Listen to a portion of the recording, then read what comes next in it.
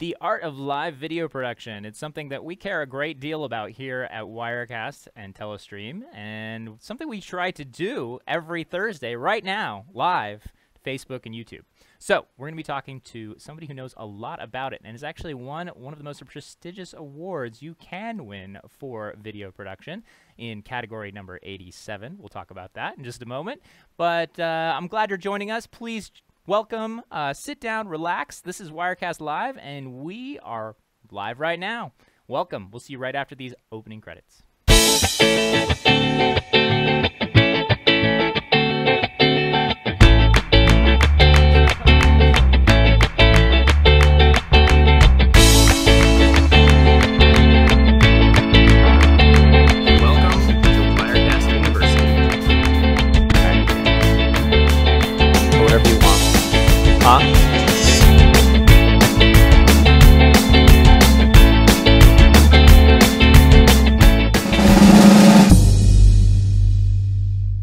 Welcome back, everybody. Welcome to Wirecast Live. I'm your host, Andrew Haley, and each week on Thursdays at 2:30 p.m. Pacific Time, we are live here on Facebook and YouTube, and we talk about everything related to live video production, and a whole lot more. So if you are new and you're joining us for the first time, please welcome. We're glad to have you. If you're watching us on demand on our YouTube channels, we post all of our episodes there, and we're actually climbing into the hundreds range, the 3 digits now. So we have some really good episodes you might want to go back and enjoy.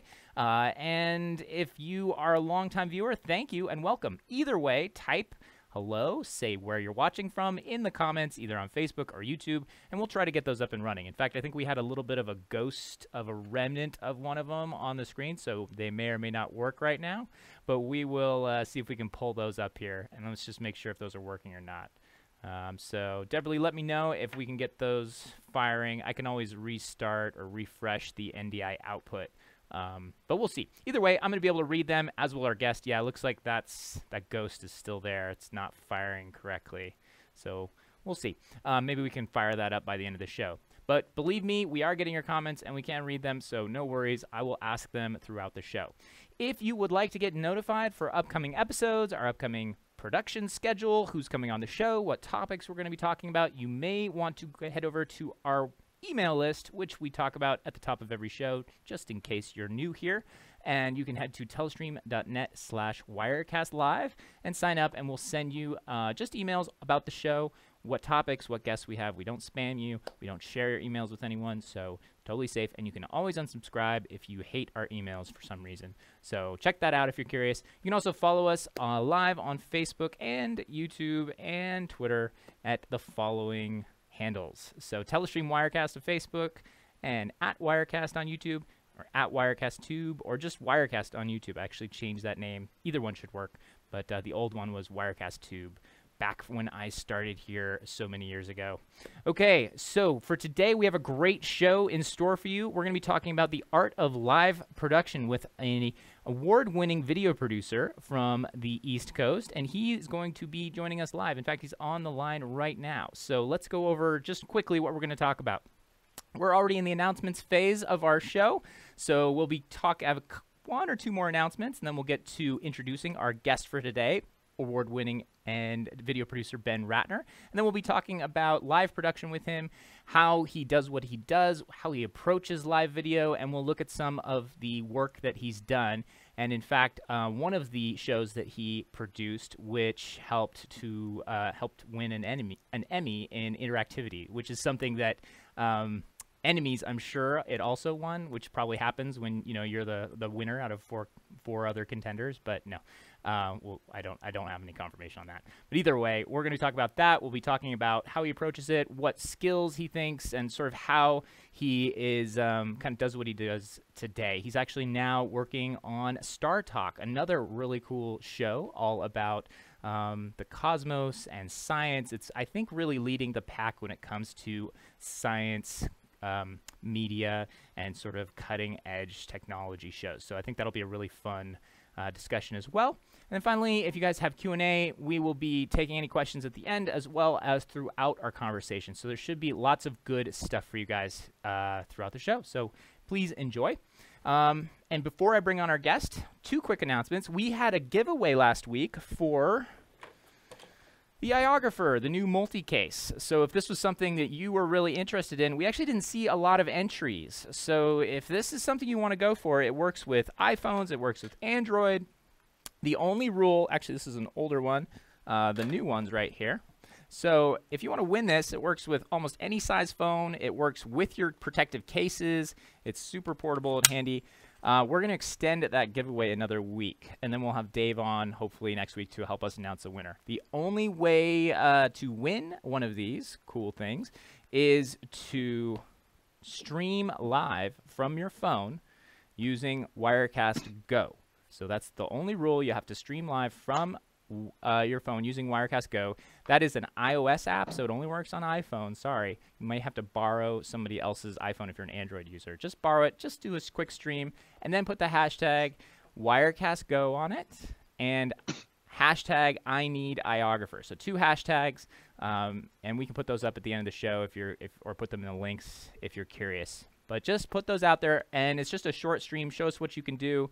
Show something cool, something unique, something fun, and Dave is going to send one of these to the lucky winner. And I can tell you right now, the field's pretty open, so it does not require a lot of work right now, and you may very well be the winner for one of these. And Dave may hook you up with some other cool stuff, too. I don't know. We'll see. So that's our announcement right now. And then the final thing is next week, our guest, our episode, if you're curious, is going to be with Elgato. We're going to be talking with Phil from Elgato and talking about their control surfaces, how to use them, how to optimize them, and some of the news that they have going on there for Elgato. They make a really cool a dynamic controller called the Stream Deck, which we will get into. So that is my announcements for the week. Without further ado, I'd like to jump into the show and bring in our guest who has been waiting patiently on the line with us. So I'd like to introduce award-winning video producer Ben Ratner, joining us live from New York. Right, Ben? Live from New York. Yeah. It's Ben Ratner. Welcome. Ben, thanks for coming on the show. Thanks for having me. So I hear it's pretty cold out there right now. It ain't warm, I'll give you that. It's better than Chicago, but it's still not pleasant to be outside.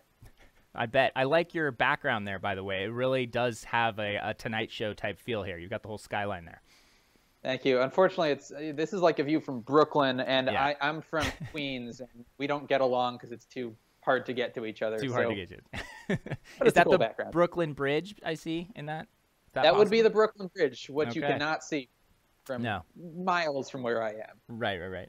Okay, well, TV's fake, everyone. You know, it is, but it's working, and that's actually one of the first tips we can get into, which is how do you produce award-winning video and TV. Maybe first thing is put up a great background. Yeah, it's, you know, the differences between just a random person just streaming off of their phone and putting just a little bit of work into things makes all the difference in the world. I mean, I plugged in a cheap camera and I have a small light set up in a background, but you could do just little things that make your streams look better than anyone else if you put in literally the least amount of effort. There's so many people putting less than no effort into their stream. So all you have to do is try just a little bit. And that's video production in general, but yeah, just try a little. Just a little. So that actually leads me to a great point, which is that how, obviously you've got some shows under your belt. You're an experienced video producer. You're a certified TriCaster user, and you know Wirecast. You know most of the solutions out there that are very big in this space. We met when you were originally working at Roker Media and kind of in their sort of mad scientist lab, and that led you to working on a show around, that we'll talk about that actually ended up winning an Emmy called Never Settle from Mario Armstrong. We'll play some clips from there. Could you just give us a quick overview of your career so far and how you sort of came to where you are now, which is producing video for Star Talk Radio? Sure. Briefly, I first learned about media, the TV industry. My middle school actually had a TV studio, so I started doing TV stuff back in 7th grade. Fast forward, college, yada, yada. I went to Ithaca College for TV, radio production. Right out of school, I ended up working for a local news station, New York One News here in New York, #1 market, #1 station. I worked there for a whopping 2 months before I answered a Craigslist ad that literally said, come work for a talk show in a basement. That talk show If any of you know Opie and Anthony, that was Anthony Cumia's talk show. He said a series of things that he should not have said. Got himself fired from SiriusXM, and I ended up basically running all the tech, some of the marketing, a lot of the fan engagement around that show. We ended up building a Manhattan studio for that show. We grew a whole talk show network out of it. I left there. Then I went to work for Al Roker's Roker Labs, it was called at the time, which was basically a live streaming production company. We were doing thought leadership in that as well, trying to figure out what the best ways to do live were. And this was right as the APIs opened up on social streaming. So this was right when Facebook started, right when Periscope started. YouTube had live streaming via RTMP and the ability to do solid streams for a while, but it wasn't the thing that it was kind of now or even 2 or so years ago. And then after that, I ended up working full-time with Star Talk with Neil Tyson. I've actually been with them for about 5-6 years now in smaller capacities, but I was ready to up my commitment to that show. So now I'm here, but I'm still, live streaming is my bread and butter. I love nothing more than live streaming. I love where the industry has gone, how cheap and accessible everything has gotten. So live streaming is deep within me. I completely agree. I mean, having looked at some of your work, this is just having talked with you back when you were just trying different things. I love the Facebook users group you co-managed and kind of admin, and there was always really interesting news. You were always on top of the latest technologies in the live streaming space, and it was just a great sort of thought leadership place that you'd put together. Are you in any way involved in that, or have you moved on to other groups on Facebook that you could recommend for people who want to get involved and sort of in a community that you think is going to help them up-level their live streaming game, either from a technology and news perspective or just from a tips, tools, and a supportive community? Sure. That group still exists. It's called Live Streaming Managers. I would say that group has followed the trajectory of live streaming. That's kind of hit a plateau right now.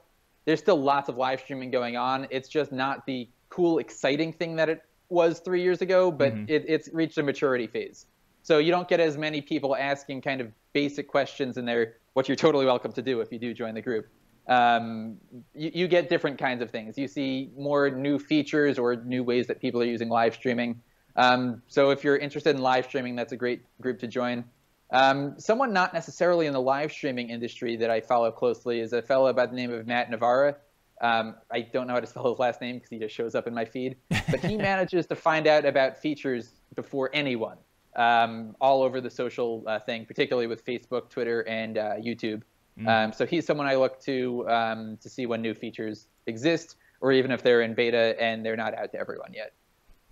Well, that's really good advice. So a couple of the folks in the audience, it looks like you have buddy John Burgess, perhaps? I'm not sure. It seems like he's making some inside jokes there. And then... not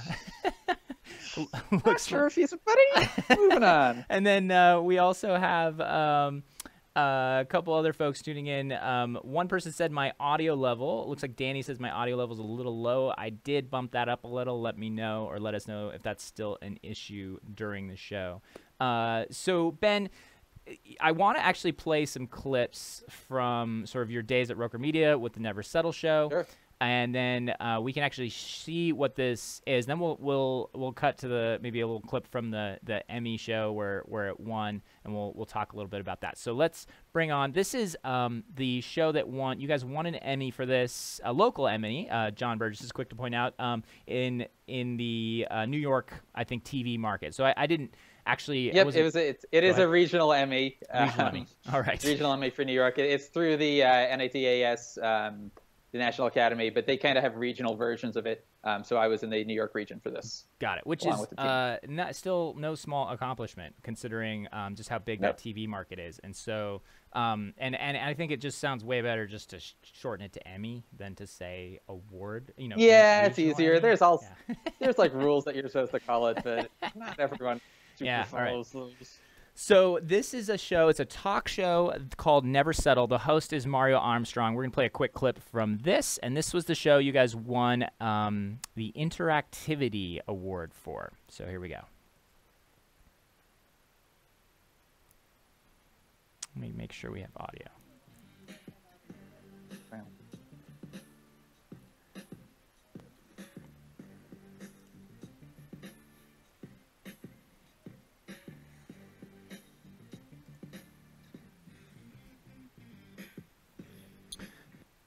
So just in the show opening alone, I can see that like showing kind of where people are tuning in from. It's almost like a social Game of Thrones like tour of the country with comments and stuff like that.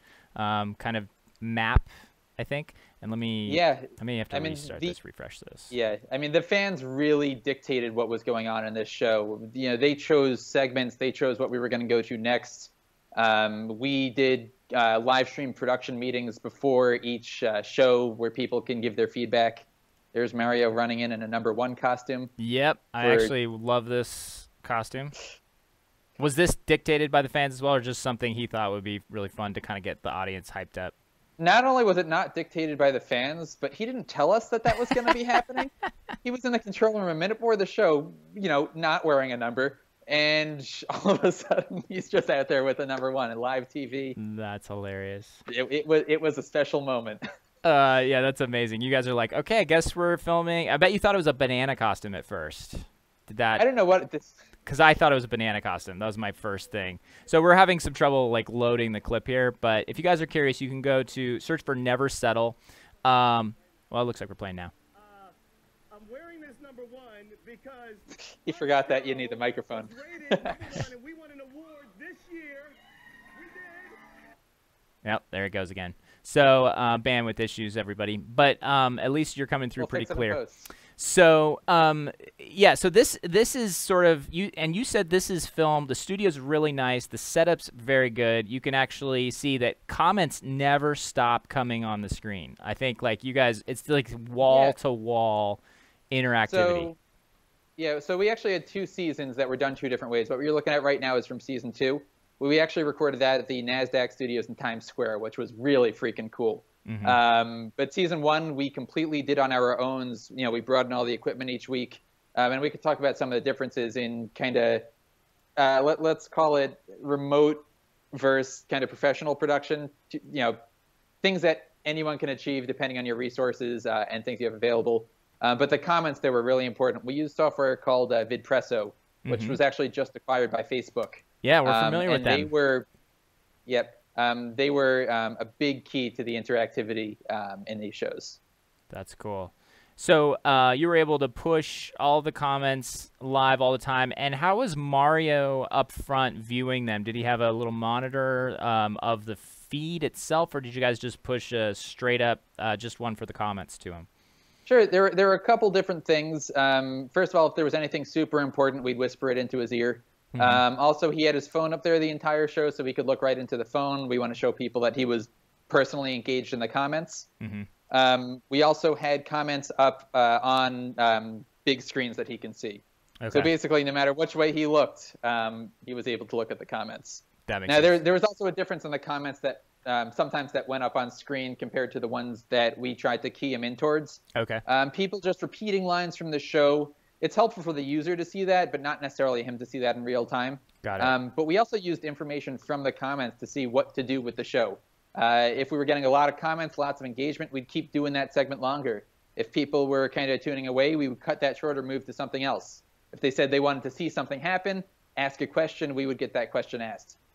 So we really used particularly Facebook's comments to really make the show what it was. And I think that's why we were recognized for interactivity, because everything we did in some way, shape, or form, the audience had input on. Deal. Yeah. Yes. So do you, is that something that, I mean, did you even know that interactivity was a category until you guys won an award for it? No clue. What I knew we wanted to do was make a show. He's tried to sell this show to a bunch of TV networks. It hasn't quite gotten there. When he came, I actually met him at a meetup. I heard about this show, and when I just started at Al Roker's company doing live streaming, we brought him in, and it was just a perfect opportunity. Live streaming was coming to a place where we could do this full-scale talk show and, not use, broadcast budgets, traditional TV budgets, and also do something in a way that it hasn't been done before. So we did something that I like to call platform perfect production. Mm-hmm. We made a show that catered exactly towards the places that it was going to live and how people were going to see it and interact with it. So that meant taking advantage of the social features. That meant taking advantage of general audience interactivity. And some things Facebook was able to do that Instagram wasn't able to do. For example, we chose not to stream the show on Instagram, first of all, because the first season Instagram Live didn't even exist. Right. But even as of today, there's not a public ability to stream high quality API or RTMP streams to Instagram. So, we chose not to even deal with Instagram for that, but we would use Instagram to get fan interactions before the show. Send in your pictures in the audience and we'll put them up on screen, or they'll be on the set behind Mario. So we used each platform specifically in the ways that they were designed to do, and we just took advantage of every available feature. Mm-hmm. Yeah. So, do you think that the sort of the premise of the show is inspire the human spirit, teach lessons that matter, uncover new perspectives? So, this is really almost like a Oprah type show where I think the goal is to inspire the human spirit, show people how they can improve their lives, give them practical tips, and then kind of a place to kind of come watch, join in, and get ideas, give inspiration, share inspiring stories, and then kind of go away positively and that kind of thing. So I feel like that is literally the perfect premise for a show that's all about interactivity too, right? That needs interactivity to thrive.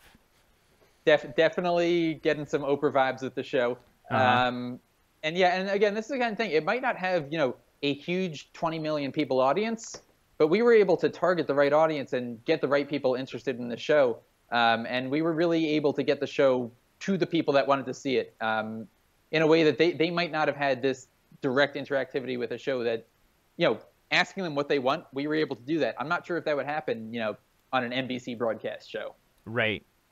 Yeah, and being able to like switch, sort of make segments go longer and kind of switch in the moment and change based on input you're getting from the audience. That seems like a very complicated sort of thing to do behind the scenes. What were some of the big challenges you encountered while producing that show?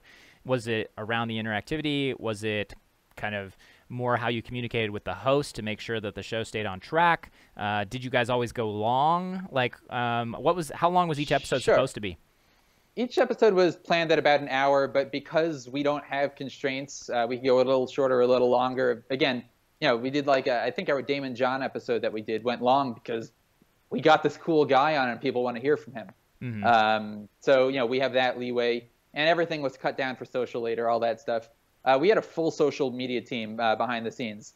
I don't know if you have a picture of the control room. You probably don't because I didn't send it to you.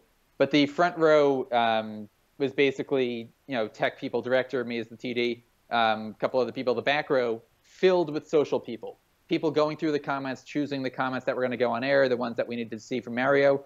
We would be in the Facebook Live analytics, looking literally at the viewership chart that Facebook didn't have yet at the time. They do now, to see, are people not watching anymore? Are they holding straight? Are more people watching? We would use every piece of data available to us to make the show kind of work in the way that we felt would work best for the audience. That's really interesting that the social team was as big or bigger than the production team. Yeah, no, it was, and definitely a strong collaboration because, the director of the show had to be able to hear from the producers, what should we be doing? What do we, so there was a lot of collaboration. Then we had to get that information to Mario as well out on the floor. So it was a definitely huge collaborative effort. Got it. So tell me a little bit, so, if you guys have questions for Ben specifically on how they dealt with it, but I mean, I guess for me, what comes up when I wonder about producing a show like that, tell me more about what were the unique challenges you needed to solve. Was it where were failure points that you found most frequently that you were like, because there's always fires in live TV. You're always like finding the weakest point in your chain is always where things are starting to go wrong. Bandwidth, or maybe it's just the monitors. Let's start with bandwidth. So we were at a production, not a production company, a security camera company called Canary. They were a startup. They had the kind of never settle attitude, and they were kind enough to let us use their lobby for the first season of the show. They did have good internet connection, but it was hard to get a dedicated internet connection. We were doing the show after hours, so there wasn't necessarily an IT person there. So one of the things that we did that gave me like a sense of reliability and trust is that we use something called LiveView to get our broadcast out. Right. LiveView, if you don't know, it's something uses technology called bonded cellular. It takes multiple cellular connections and puts them together in addition to Ethernet and Wi-Fi to make sure that you could send out a signal from anywhere. So we brought in our own internet, which, with everything else that can go wrong, the last thing you want to go wrong is internet. So that was definitely helpful. Other things that can go wrong, you're bound by the social networks. And Facebook, particularly for season 1, live streaming was still relatively new for them, particularly via RTMP. They didn't even have a full API yet for live streaming. So we'd have problems where, we couldn't get the comments going into the analytics system, or we couldn't get a connection literally to Facebook sometimes. We had to immediately before the show, restart the stream once or twice before everything was going on. So there were a couple things out of our control, but we ended up figuring out how to work with all of them. And the other thing was, it was a big production that we were doing on a dime. Sometimes things would break down. The IFB system wasn't perfect, so we had to figure out how to communicate with Mario from the floor in other ways. We've had cameras break down, microphones break down, a lot of just your typical things. And, we always had an extra microphone ready to go on set, wired, so there were no wireless problems. We had other cameras we can work with, things like that. Everything had some sort of redundancy other than the actual stream to Facebook, because at the time there was no secondary way to do a secondary backup stream. So did you schedule the streams to Facebook in advance and use the whole event scheduling 1 week ahead of time that Facebook offered, or would you always just do a live now? Season 1, that feature didn't exist, so we would just go live now, or it did exist and it was still a little wonky. Season 2, we completely did with the scheduling, so we can get people to know about the show in advance, get some comments and questions in advance. And what's nice about the scheduling is that all of those comments go right into the commenting API, so we were able to use those in any way we wanted to. Did you have, and I'm going to try to get a little specific here, just so people can glean some information, since obviously Facebook Live is one of the most popular destinations for Wirecast users. Did you find that if the initial event, like if there's an issue getting the stream to it, that it would corrupt itself and you couldn't retarget a pre-scheduled event? Did that ever happen where, you'd scheduled a week in advance? Yes. What did you do in that situation? What did we do in that situation? We put in the comments there was something wrong. We started a new stream. One of my I beg you features to Facebook is give us a way to point people towards another stream, or to give a second stream key to an event. It's a great feature. It's a little half-baked right now, and I'd like to see a little more development on that so it's strong and reliable. The persistent stream keys that they've introduced? Persistent stream keys are great, but even that, it's harder with scheduled events. And if there's something wrong anywhere in the RTMP chain, it might be hard to reconnect to your event. I've had a couple problems even recently with that. So I work with clients freelance. I tell people what to do a lot. I tell people what to do a lot because I like talking, and they pay me to do it. But I say, we're going to do this. It's 99% going to be fine. There is a chance there might be an issue there. If it is, our plan B is we're just going to start a new event and make sure we let as many people know as possible. Yeah, and that's you're at the mercy of the platforms, and that's just the way they do business. And it's actually really interesting is when I think that people don't realize is that there's also a whole permissions thing that happens within the RTMP chain, and the key access and the tokens that happen that Facebook's doing behind the scenes. So you can often have different accounts that are trying to hit a stream key or a streaming destination or event on Facebook, and they don't even have the right permissions sometimes to spin it up, or Facebook for whatever reason doesn't acknowledge that this person is an editor with editor powers, or this account. We've seen weird things happen with the same event from different accounts, even though they should all technically be whitelisted. Yeah, no, that definitely had things like that in the past. So, you do what you can, you plan to get around it in any way otherwise. Yeah, always have a plan B. Your redundancy point, I think, is absolutely critical. So So then the next question I had was, so if you you pre-scheduled whenever you could, and most of the time it worked, but sometimes it didn't. You'd have to just roll over and do another one live. Would you always let the Facebook counter count you down automatically and spin, and basically present out the live feed? Or would you always use the manual? Always manual. Always manual. Okay, never let's talk about this. I want to know more. So why that one versus the other? Because you don't know, there's all sorts of delays between your system streaming to RTMP, between Facebook, even the Wi-Fi or the internet between your internet and getting up to Facebook. It could be any amount of time before your stream actually goes live. There's services now that help you get pretty close, but I would rather know exactly when I press this button, when I see what's there, I know exactly what's going to go live at that time. Mm-hmm. So to me, manual is the only way to do it. Okay, so you always manually overrode. You were watching in the Facebook sort of event manager, sort of admin section where you can choose when to override and go live manually. And so the next question I have is, do you like to immediately go live with the show opener and that sort of thing, or would you often leave up some sort of a counter or a countdown, so just kind of a pre-stream stream once you start going live? All I want in life is the ability to trim a live video and take a counter off the beginning. Yeah. From Facebook, right? Yes, from YouTube's Facebook. great already. You already have the editing capabilities in YouTube, but Facebook hasn't got that yet. Yeah, and even Periscope is giving you start times and stuff. It would be nice if Facebook did that. Yeah. I still like to have some sort of countdown because at the very least, people can see that and know that's how far you have to fast forward. Mm-hmm. I do like to make that a useful amount of some sort of content during that time as well. It could be popping up comments from the last show. It can be, a short 10-second loop, something that's engaging that isn't going to make people log off or stop watching after 2 minutes. They're waiting for that show to start. So there's ways to create engaging content that's short, not necessarily something that you need to be sitting there for 2 minutes to enjoy.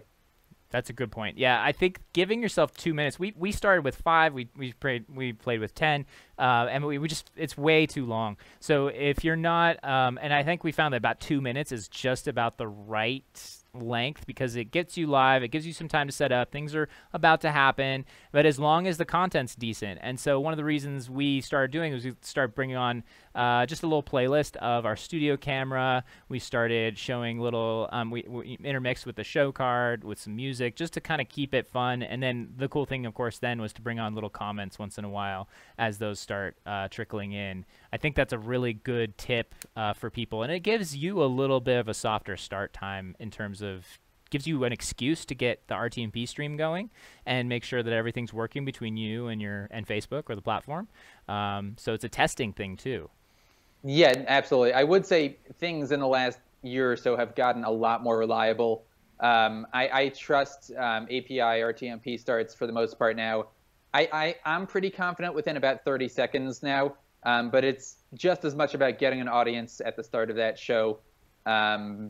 But with the ability to schedule, it's become a little bit less of a concern.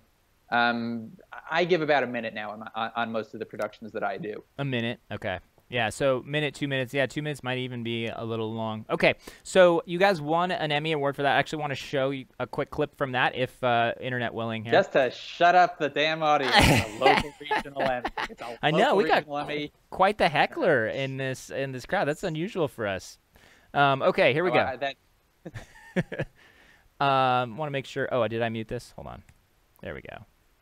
Forgot that was actually. I think that's Elizabeth Hastigan. She was one of the anchors, News 12, where I interned. Which is interactivity, and the Emmy goes to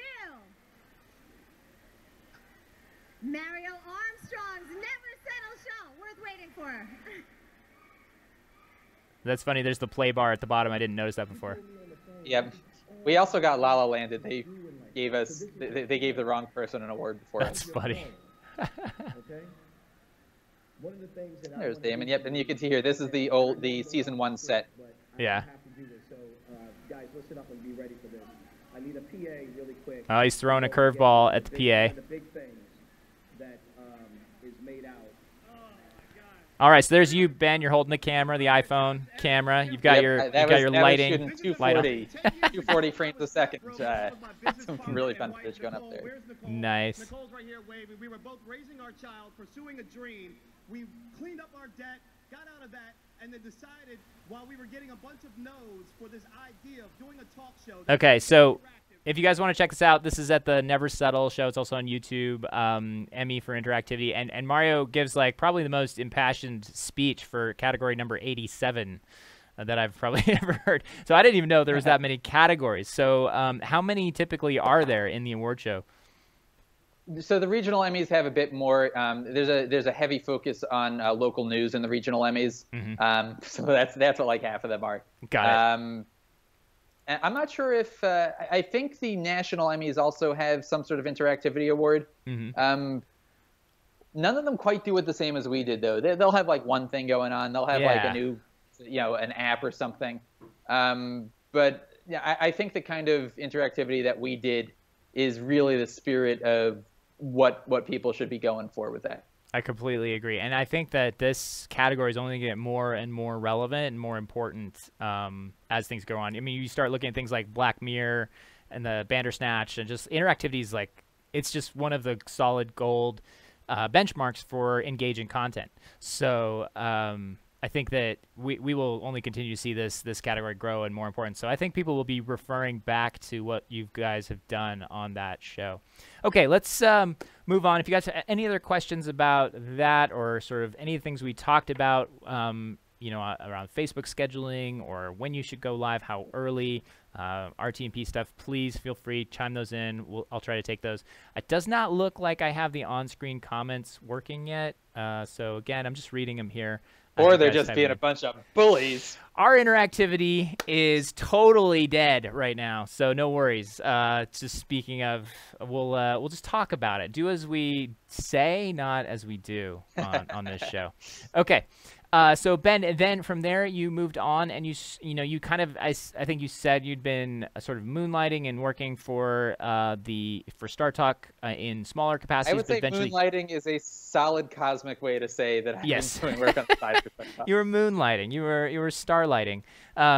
So with the Neil deGrasse Tyson show on Star Talk. And then eventually you jumped full time. So did you start that last year in 2018 is when you made the move? I've been with Star Talk for about 5 years now. I was I want to say a junior or a senior in college. I was a fan of the show. Right. And I said, you want help doing some video stuff? And they said, yeah, okay. So I started in a volunteer capacity there. Then they brought me on part-time as we really, I'm not gonna say we pivoted to video, but we made video a big part of our strategy. And now, we do video for everything we do. We even have some original video series. So I'm basically the video guy. I also run all the tech for the podcast itself, all the audio. But anything that involves not knowing science, I have some piece of in Star Talk. All right. Well, let's play a clip from that called "The Wheel of Science" about black holes. Science. Hey, we're bringing science down to earth. What is this, Neil? This is Wheel of Science.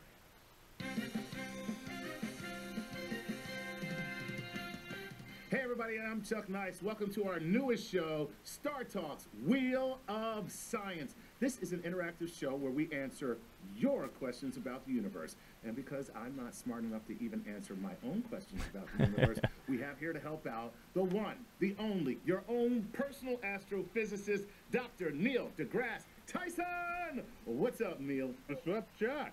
As usual, you don't know the questions. That's right. I'm sitting here clueless. Aha, but I am positive that you know the answers. Our topic today is black holes. Let's do this. Bring it on. All right. So we're going to stop there. If you guys want to see more clips of that, you can go to the Star Talk YouTube site and check out the rest of that clip. I have to say, just on the surface here, I could not, the dichotomy between the two, the sort of, Chuck looks super perky, and then Neil looks so tired and so. That was the first episode. We made sure everyone was a little more on the same page after that. But something to point out here is this entire series is actually on Facebook as well. Only the first 2 episodes are on YouTube. Okay.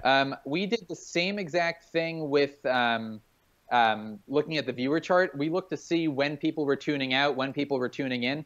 And we've significantly modified the format and timing of the show as time goes on. So it's something that we had from the live mentality that I brought over to this production. Okay. Also, when Facebook was the people that funded this and asked us to do this show, they said we want an interactive show. So we did a lot of the same things. We had a Facebook group. We got all of our questions came from users. We did interactive polls using platform features. We did photo contests. Everything about this show, in one way or another, was dictated by fans. Interesting. So where do people go to find it live? You were streaming it live then? Now, those we haven't done live, but that gets me into something interesting. The world of, let's call it as live. Mm-hmm. Facebook and YouTube have dove pretty hard into this. Things like watch parties, things like premieres of streams, yep. Mm-hmm. which I think is a very valuable thing. Having your audience feeling like something is live, even if it's not, the ability to interact in real time, the ability to have people talking about the same thing at the same time is something you don't get with just standard VOD videos. So you could bring live mentality to a lot of those things. So we premiered a lot of these through those various features on Facebook and YouTube. And I felt like it got us a lot better engagement with the audience. I was able to chat with the audience in the comments the entire time. So for a VOD show, it was nice to have that live feel. Yeah, no, I completely agree. And I think that it gives you the ability to pre-tape stuff, work a different production schedule in. You can add more production value if you need to, and then you can still premiere it as if it was live. And as long as you're not necessarily tricking people, it's still really cool to be able to tune in and see that for the first time during the premiere or whenever it's going live for the first time. So when you do content as live, or you do, you're uploading new content typically, or you're going live to tape, are you then premiering that or streaming that on Facebook or on YouTube or any of the other channels, or does it all go to the Star Talk website? Like, what's sort of the outlet for a lot of the video content, or the primary outlets for the video content you do? So we actually, if you look at the Facebook versus YouTube versions, they're slightly different because we cut out some of the Facebook interactive elements and the things telling people. The show premiered on Facebook, so every week we would ask for new things on Facebook. We cut a lot of that in the YouTube version, so we weren't wasting people's time. We post a lot of our podcast in different ways on different platforms. We want to make sure, again, that we're platform perfect, that we're catering to the viewers on each individual platform. So we won't put long clips on Instagram. We'll only put 30 to 60-second clips. On Facebook, if it's something that could have a poll, we'll use their poll feature.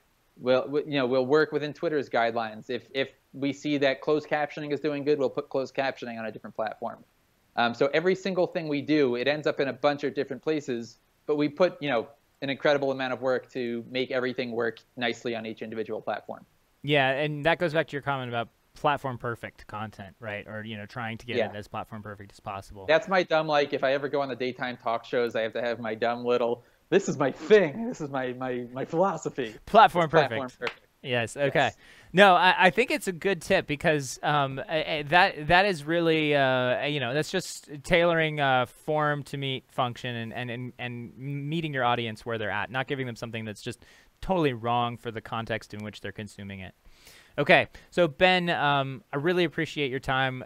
You've been on here for a good almost 45 minutes here and answered all my questions wonderfully. I would love to kind of leave the audience with any additional last tips in the art of live production and sort of where you're going with it from here. So what are the things that you're kind of experimenting with now? What are some things that people should be aware of to, that's either emerging technology, emerging features on platforms, and how are you what are some sort of practical advice you can leave them with to increase their own live production?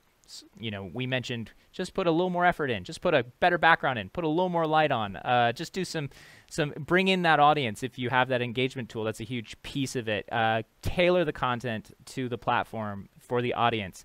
What else do you recommend, or you can think of right now, while I'm putting you on the spot, to increase that? I got something. Okay. If I'm the most excited in live streaming and broadcast production in general for remote production. And I'm not just talking, bring your Wirecast gear over to, your location and do your shoot there.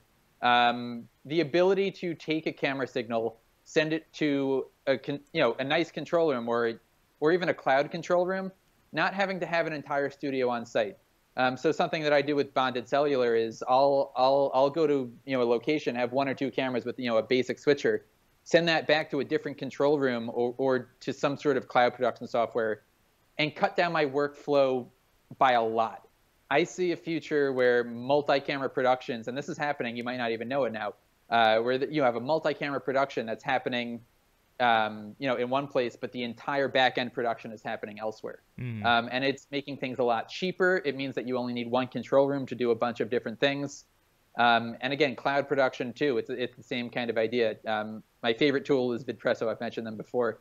But the ability to add graphics in the cloud, to switch in the cloud, there is certainly benefits to having something like Wirecast or TriCast or Blackmagic on location. But I think you can do a lot more, a lot cheaper if you could start thinking remotely.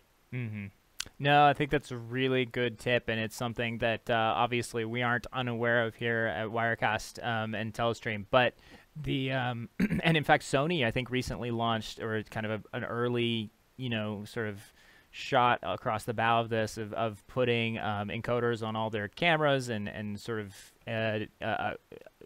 back-ending that to a cloud studio. I think that you can start thinking about getting that remote production at home. Have you tried cloud solutions like, say, Make.tv or some of the other cloud editing or cloud switching softwares? I haven't used too many others because I like VidPresso so much that it's mostly what I use. I've also trying to think if there's any other explicit ones that I've used. Nothing that I can name off the top of my head. But what I would say is, if you have the ability, again, something with bonded cellular, I've even done this with just Skypes, where I've had Skype as cameras. And let's just use Wirecast as the example. As long as you have the ability to get that into your computer somehow, either through, a hardwire connection and, some sort of capture card or something, you have all the powers of Wirecast, with just a cell phone out in the field. Yes, you have Wirecast Go, you've got, the mobile apps. But I think any producer would love to be able to sit down and just have the full production suite in front of them. Yeah, totally, completely agree. And it's really powerful. I think gone are the days of schlepping an entire studio control room into the lobby of hotels and businesses in New York. So maybe those days are done for you, Ben. Yeah, we'll see. Just all you need is camera and encoders. To do that, I totally will do it. He'll totally do it. Yeah, he's available. So, Ben, where can folks find out more about you and either hire you or get consulting services from you? Sure. I'm addicted to Twitter, so you can find me on Twitter at BenMakesTV. The other places you see up there are fine, but Twitter is really the best way to get in contact with me. I will respond to some of your annoying trolly comments. You know who you are. In the comments afterwards. Thank you, Derek Westby. I'm sure you're a wonderful, kind fella. And yeah, no, happy to chat about all of this. If you want to talk about podcasting, live streaming and podcasting, those are other things I like to talk about a lot. So yeah, have at me. Cool. Yeah, find him at benmakestv.com or hit him up on Twitter. Ben, it has been a pleasure. Thanks for coming on the show and talking a little bit about what you do and the art of live production. Thanks for having me. Bye-bye. So, guys, that was Ben, and he is awesome. You can see he just knows so much about this. He's done so much work and out in New York with some very big media producers and media companies and some big names. He is doing incredible work, and I think it's really poignant to point out that the tools that he's using to do a lot of this stuff are things that you're probably familiar with, things like LiveView, things like Wirecast, things like bonded cellular encoders and the rest of it. All of that is extremely useful, but when it comes down to it, it's all about the content.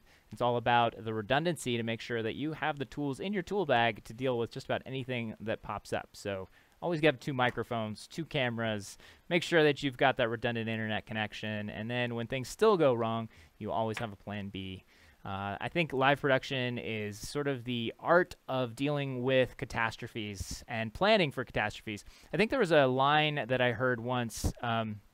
It was from a movie, I think, but basically, I'm going to paraphrase it. I'm not going to get it exactly right, but you know, I think they're talking about a bank job or a heist, and if you guys know this movie or whatever, you know, he's like, hey, during any bank heist or whatever, you know, 100 things can go wrong, and if you can think of 25 of them, you're a genius, right? So it's the same thing, I think, with live production. So during any live video production, you know, 100 things can go wrong. If you can think of 50 of them, you are a genius. So with that note, we'll leave you on, we'll leave our show for today. Thanks for tuning in. I really appreciate it. I liked, you guys had some really good comments, some interesting ones as well. And then we also want to say thanks to our partners for the show who make the show possible. Thanks to you, our viewers. We'll be back next Thursday, 2:30 p.m. Pacific time with El Gato and the folks over there will be talking about the Stream Deck and some of their other cool technology that you may want to take advantage of. So definitely tune in next week, 2:30 p.m. Pacific.